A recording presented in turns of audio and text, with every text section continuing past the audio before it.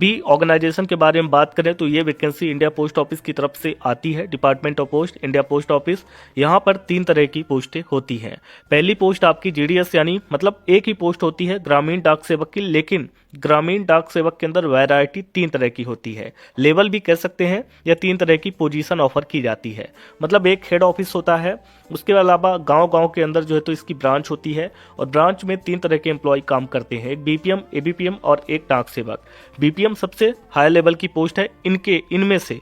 बाकी इससे भी ऊपर कई सारी पोस्टें होती है, जैसे पोस्टमैन हो गया, एमटीएस हो गया, मेल गार्ड हो गया, पीए हो गया, पोस्टिंग असिस्टेंट, पोस्टल असिस्टेंट और सॉर्टिंग असिस्टेंट। तो यहाँ पर आप लोग देख सकते हैं। तो अगर आप जीडीएस की पोस्ट पर अप्लाई कर रहे हैं तो पहली प्रायोरिटी बीपीएम को दे सकते हैं, सैलरी ज़्यादा होती है, ये मालिक होता है, हेड होता है। एबीपीएम बीपीएम के नीचे काम करता है, और डाक सेवक भी सेम एबीपीएम और बीपीएम के नीचे काम करता है।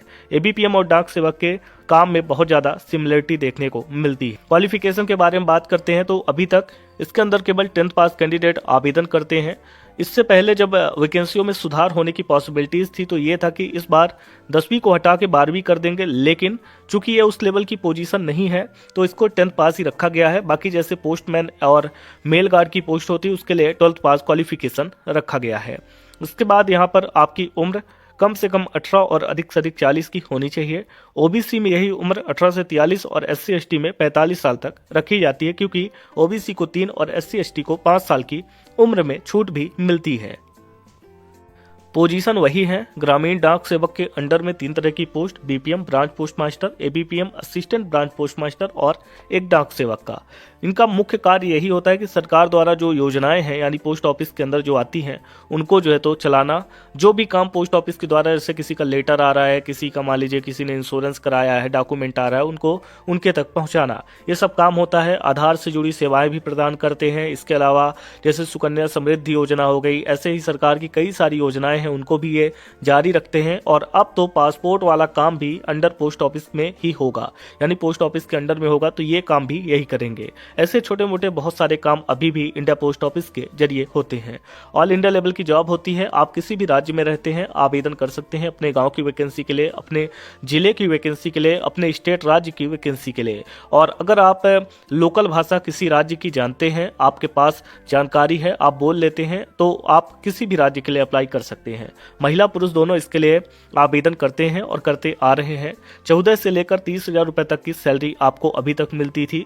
8वां वेतन आयोग लागू हो जाने के बाद ये जो वेतन है वो आपको निश्चित रूप से बढ़ के देखने को मिलेगा।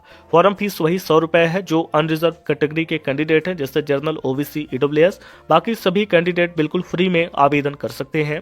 सिलेक्शन के अंदर वही बिना किसी एग्जाम के मेरिट बनेगी, और जिसका भी मेरिट में नाम आएगा उसको मेल और मैसेज के द्वारा जानकारी दी जाएगी, और आप मैनुअली भी मेरिट लिस्ट को डाउनलोड करके अपना रजिस्ट्रेशन नंबर ढूंढेंगे। अगर मिलता है तो आपका चयन हो गया है, तो फिर अपने डॉक्यूमेंट्स लेकर आपको जो भी आपने ब्रांच सेलेक्ट की होगी, लोकेशन डिस्ट्रिक्ट आपने सेलेक्ट किया होगा, तो उसमें आपको वेरिफिकेशन के लिए जाना होगा। इसके लिए 15 दिन को समय इंडिया पोस्ट ऑफिस की तरफ से दिया जाता है। अगर आप 16वें दिन जाते हैं तो फिर आपका डॉक्यूमेंट वेरिफिकेशन नहीं होगा, आपकी उम्मीदवारी रद्द कर दी जाती है।